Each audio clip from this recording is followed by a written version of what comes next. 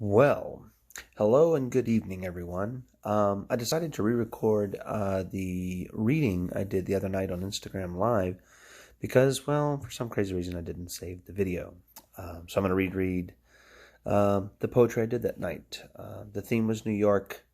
I was just kind of thinking about doing some stuff dedicated to the city that I love so much and has been so great, and also kind of think about the hustle and bustle of the city, even though right now it's pretty quiet because of the corona apocalypse. Anyway, so I'm just going to get right into it. This first poem is called As If the Curators Curated the Exhibit and the Throng.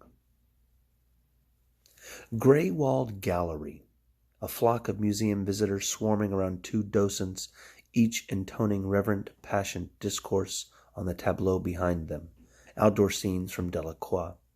Wheel meeting toile during a trip to Morocco and Algeria, military dreams and oil. Fantaisie, fixed and framed, but just so, these fantasias cavalcading across the canvas, swirl of dust, hoopla of hooves, gunshots clattering and echo around the Met, no louder than the gabbing guides. Rapt attention plasters the faces of museum goers. Elderly men and women perched on portable stools, young patrons, legs planted shoulder-width apart, balanced as if an easel, pain slow throbbing in their lower backs. The symmetry of the gallery, though, is off. Passing the transverse line that leads from red-walled assemblage to purple-walled curation, you step into a land of no men or women, no viewers ogling or observing les femmes d'Alger dans leur appartement. Almost as if that imaginary line did indeed separate us from the dusty desert drama, the horses and crowds, the dirt and din and discourse, and those women in their apartment, shoes scattered on the floor, those women lounging on the floor, hookah bowl the center of their intimate circle, passing the puffs of flavored tobacco, each between each, arcs of calm, plus the dutiful servant leaving the room in search of some unsaid thing needed in this private domestic space, this quotidian scene, and those women protected and distinct from the wild ululations and questions, the buzz and bustle across the gallery.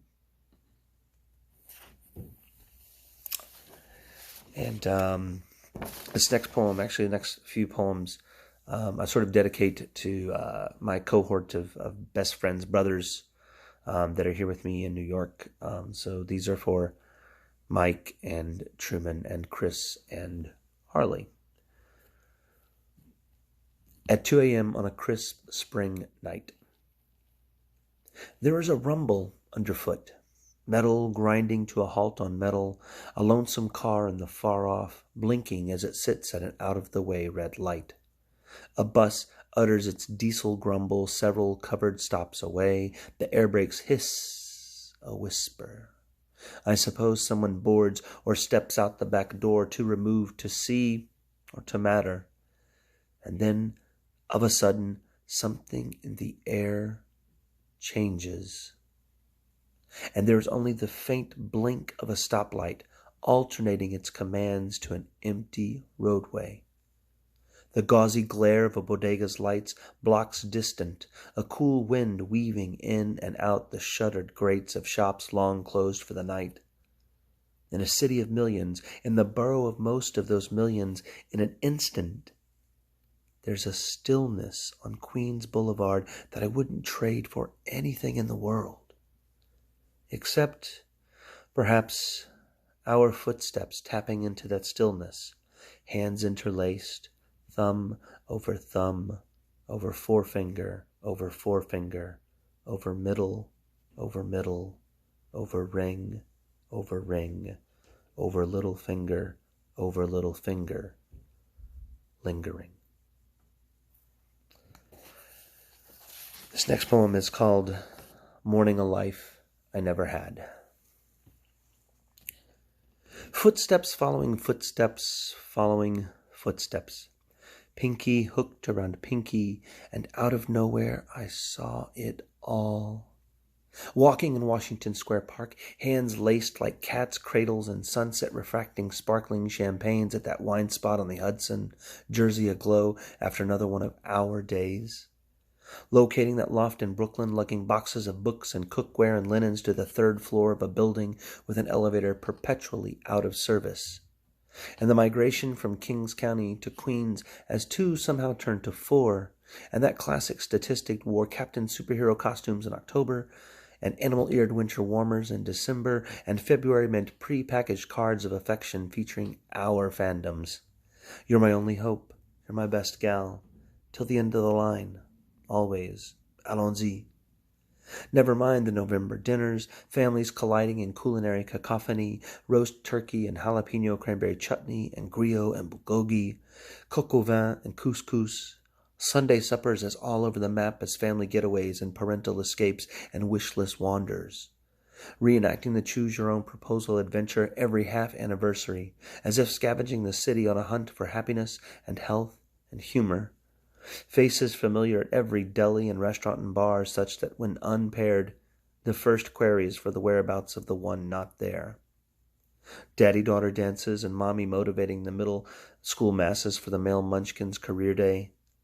And the four of us swirling in front of Severini's dynamic hieroglyphic of the Bal Tabarin, MoMA's minions motioning us to move from gallery to escalators to museum exits, and there we were, the Coney Island of my mind, the clackety-clack of roller coasters, the whoosh and whirl of Ferris wheels, the bob and swirl of carousels, beach sand beneath our bared soles, footsteps following footsteps following footsteps, pinky hooked around a pinky, crab claw clasp, and then the pinch drew blood, would scar, and was the last pain felt before your return to him.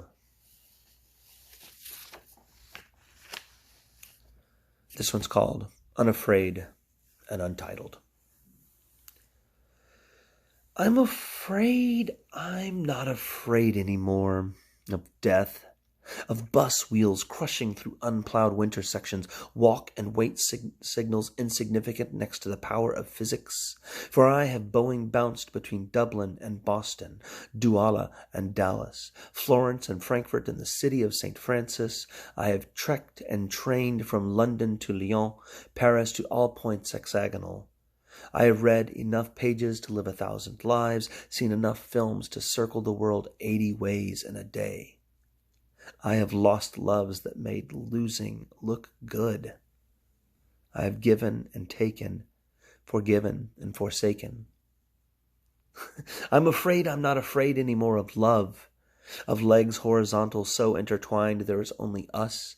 I are you, you is I, we.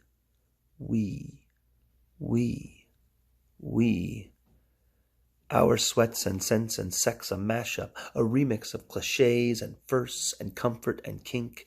For we have emptied wine bottles and restaurants, told the sun when to rise and our sun when to rise. We have moon-bruised eyes and star-stung goose flesh. We have clipped flowers and flipped canoes. We've wandered in each other's way, been lost for days in the streets and avenues at our front steps. We have danced to no song and karaoke'd to them all.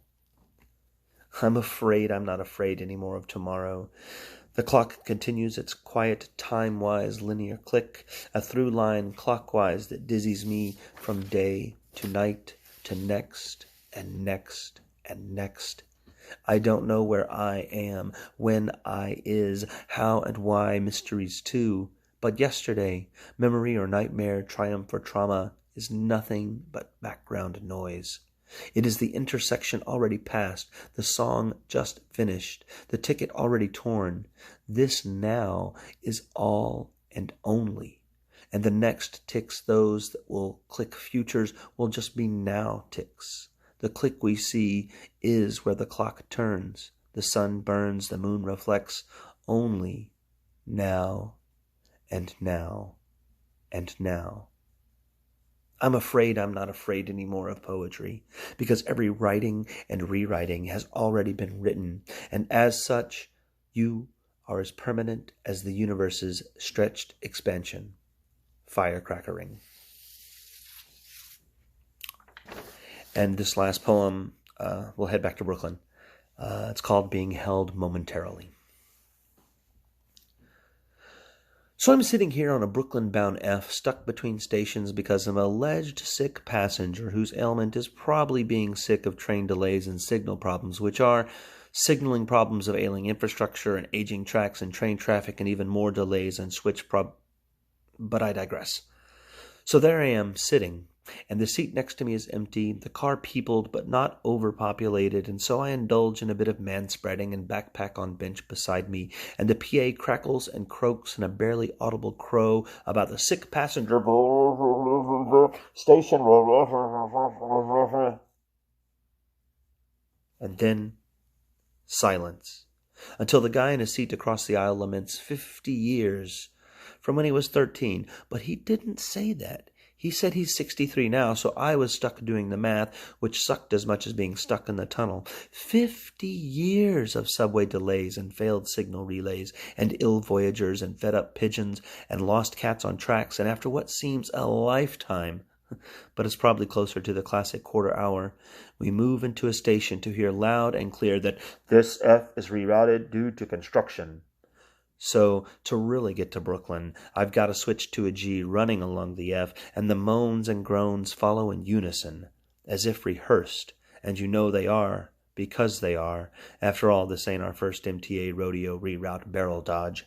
And as we crawl into Hoyt's Skimmerhorn or Shimmerhorn, depending on the announcer announcing the announcement, the train stops, and pauses, and pauses, and pauses, and finally opens the doors, discharging passengers like it's choking on commuters, and we pile out and file up the stairs and over and down the stairs and fan out across the platform, flitting in and out of already waiting and impatient passengers for the G that will deliver us closer to home, but not from this fresh hell a century in the neglected making. And as the G pulls into the station, but not right away, because what's a reroute and a sick passenger delay without a wait for the train you really need going your way, the collective tide of travelers crests closer to the yellow band, and I reach out, wishing you were here to suffer with me. So that was the last poem I read in that Instagram live reading the other day. I've re-recorded all this for you. Hopefully, if you've heard it all again, you found something new and interesting, or caught some things you didn't catch the first time. I look forward to another reading Tuesday night, Waxy and Poetic on Facebook. Also, you can look for it on the Waxy and Poetic YouTube page. And leave comments if you'd like. Thanks for listening, and we'll see you guys next time. Be safe out there.